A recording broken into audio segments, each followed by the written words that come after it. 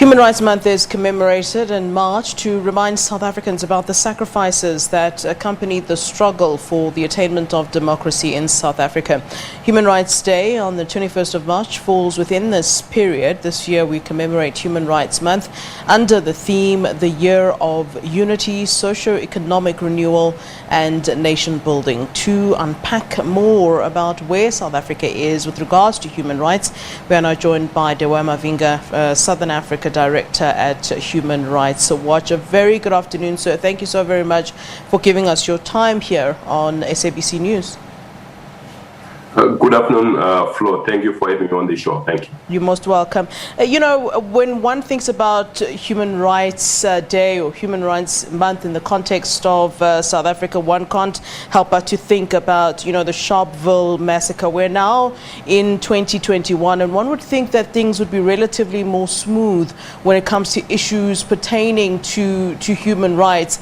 But I mean, as recently as this week, we are seeing, for example, students marching, police being perhaps overly heavily handed on young students.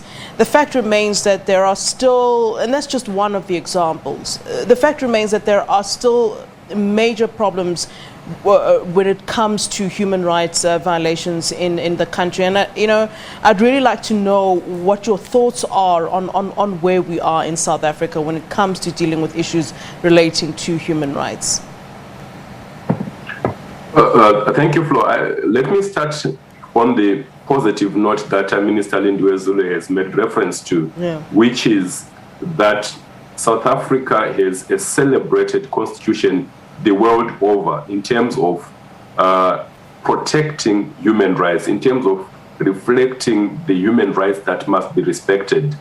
But having said that, there is a lot of work that needs to be done to undo a legacy of many decades of apartheid in terms of, for example, police brutality, in terms of the excessive use of police in dealing with protests. You mentioned the Sharpeville massacres, but we continue to see in post-apartheid South Africa serious challenges within public order policing, particularly the use of excessive force resulting in the killing of innocent people. And as Human Rights Watch, we have said perhaps it is time for the police to stop using rubber bullets, to carry out comprehensive reforms in order to protect lives, in order to protect rights. But that is not the only area. We also know that the area of the right to education is one where there are many steps that remain to be taken to ensure that no child is left behind. Students should not still be protesting about the right to access to education.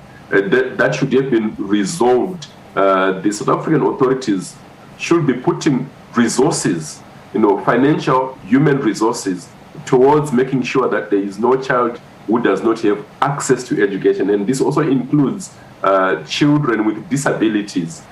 We know that for years there has been a huge gap in terms of the right to education for children with disabilities in South Africa. And these are things that need resources, that need infrastructure, and that need proper administration, and taking away and out corruption and inefficiencies that result in the violation of the rights of millions of South Africans. Yeah. You talk about our constitution being celebrated, and of course we're always hearing that we have possibly one of the best constitutions in the world, and that's all good and well. On the back of that, we've also got great legislation which deals directly with human rights issues. But the implementation then, when it comes to recourse for those whose human rights have been violated, it does always seem as though the law is is for those in our society who have the means, to access the courts. Those vulnerable in our society are often left with their human rights being violated. And even though there is recourse, there isn't enough information regarding how and when that recourse would and should be made available. And I'd like to know, as Human Rights Watch, what exactly are you doing to make sure that those that are vulnerable in our society are able to access adequate resource and the law to protect them? You're quite right, Flo, that issues of access have to do with means, and South Africa is one of the most unequal societies in the world in terms of extreme poverty, contrasted with those that have and are easily able to protect their rights. And we're saying that there are Chapter 9 institutions in the Constitution of South Africa that are there to help promote and protect and secure the rights of South Africans. What is important is access to accurate information.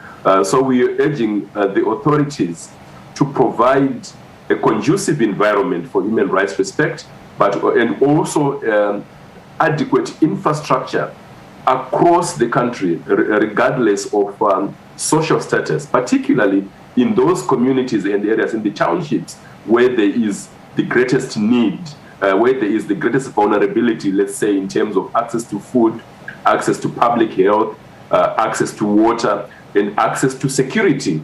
So we are talking about better policing in the townships, more deployments and better training of the police. We are talking about better resources in terms of access to education. So it is really, there is need for a greater focus on the infrastructure that is available, on the resources that are available. So it's about prioritizing the key things that are needed, not only in terms of education, but also in terms of areas, so that it's not just about the cities and the well-to-do areas, but also the rural communities and the remotest villages in remote parts of South Africa, so that no one is left behind. And also, more importantly, that it should involve the communities themselves.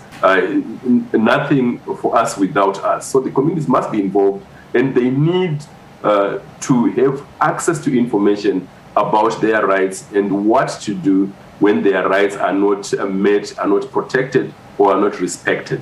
All right, Mr. Dewa Mavhinga, it's been a pleasure speaking to you. Unfortunately, we are out of time. I would have loved to continue the conversation, but no doubt we'll get time to speak further on this. Thank you, sir.